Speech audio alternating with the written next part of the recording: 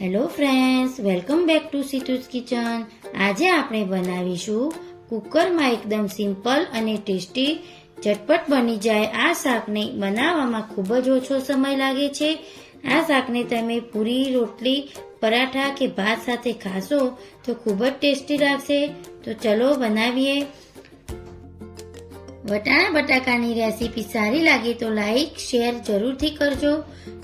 તો સૌથી પહેલાં વટાણા બટાકાનું શાક બનાવવા માટે કુકરમાં 2 ટેબલસ્પૂન તેલ ગરમ કરવા મૂકીશું. તેલ ગરમ થઈ જાય એટલે આમાં 1 ટીસ્પૂન રાઈ નાખીશું. રાઈ તતડે એટલે 1 ટીસ્પૂન જીરું ઉમેરીશું. 1 પિંચ હિંગ ઉમેરીશું. 1 મીડિયમ સાઇઝનું ટમેટું ઉમેરીશું.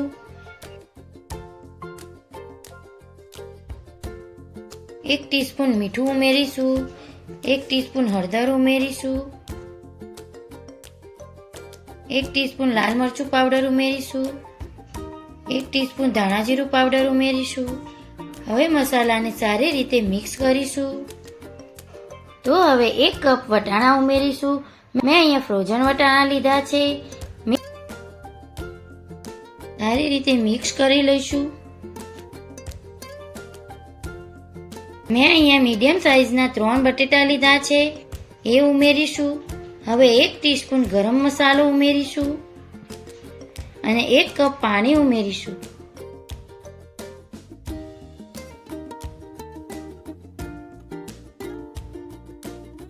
હવે કુકરનું ઢાંકણ બંધ કરી 3 સીટી થવા દઈશું. 3 સીટી થઈ ગઈ છે. હવે કુકરમાં હવા નીકળી જાય એટલે કોથમીર ઉમેરીશું અને તમે જોઈ શકો છો ખૂબ જ સરસ કલર આવે છે અને ટેસ્ટમાં બહુ સરસ બન્યું છે. અને તમે આ શાક પરાઠા, પૂરી, રોટલી સાથે ખાશો તો બહુ જ ટેસ્ટી લાગશે. હવે આપણે સર્વિંગ પ્લેટમાં કાઢી લઈએ. તમે જોઈ શકો છો ખૂબ જ સરસ શાક બન્યું છે. એકદમ સિમ્પલ અને ઇઝીલી બની જાય છે. તો જરૂરથી બનાવજો. તમને મારી રેસીપી ગમતી હોય તો લાઈક, શેર અને સબસ્ક્રાઈબ કરો. Thanks for watching video. Bye. Take care.